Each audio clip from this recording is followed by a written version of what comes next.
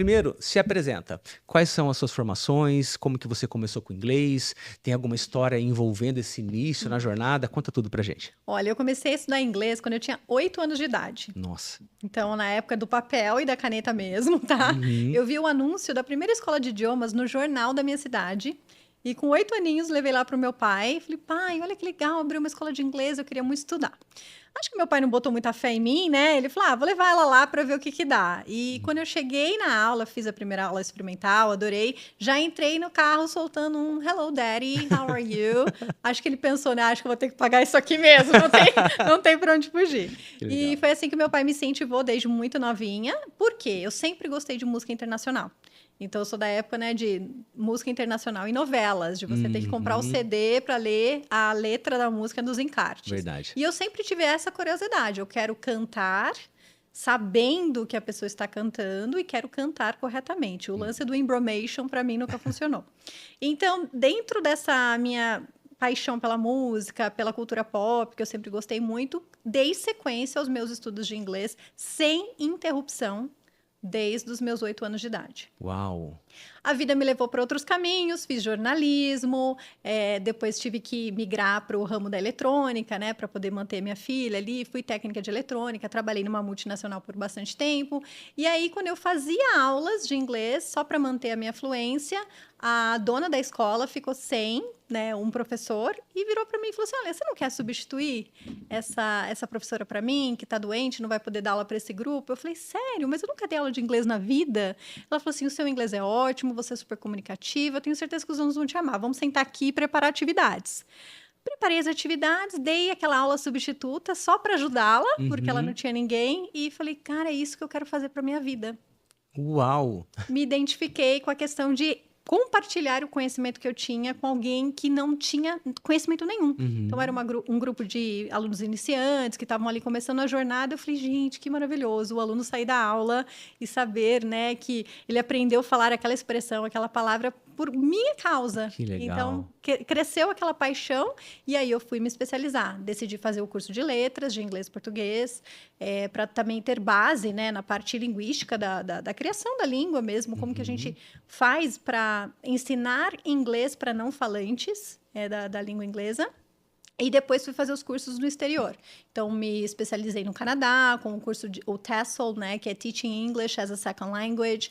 Então, eu tinha um grupo de alunos chineses, para você ter uma ideia. E como que você ensina inglês para chinês que não fala inglês? Nossa.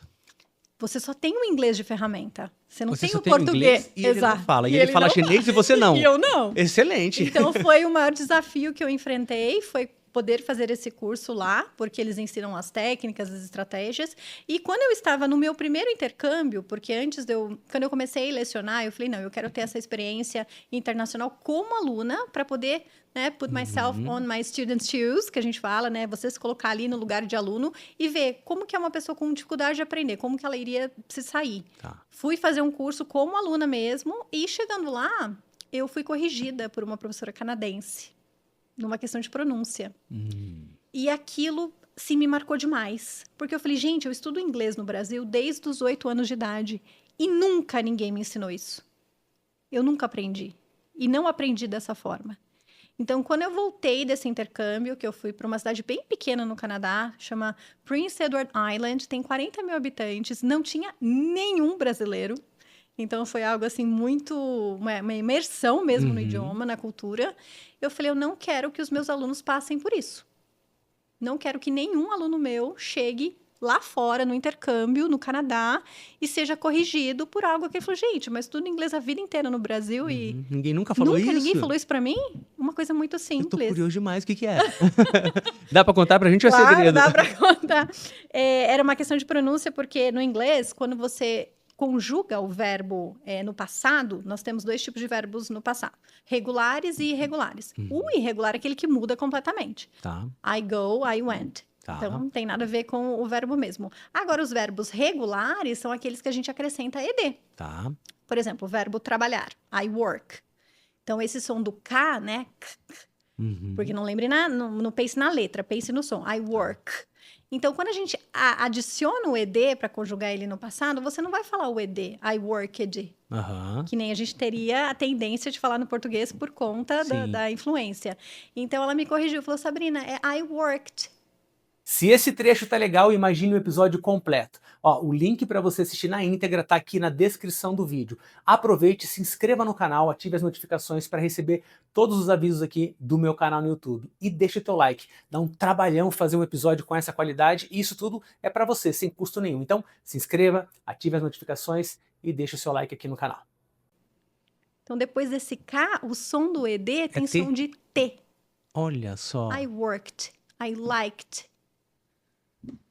Não é óbvio, né? Não é óbvio. E olha que engraçado, eu ouvi pessoas que falam inglês muito bem a vida inteira falando worked, mas porque eu nunca tive esse direcionamento, eu nunca ouvi esse som. Entendi. Então, quando ela abriu os meus olhos e os meus ouvidos para esse som, eu comecei a prestar atenção em todo mundo que falava. Eu falei, gente, eles falam assim mesmo. Olha só. E nunca ninguém me ensinou isso.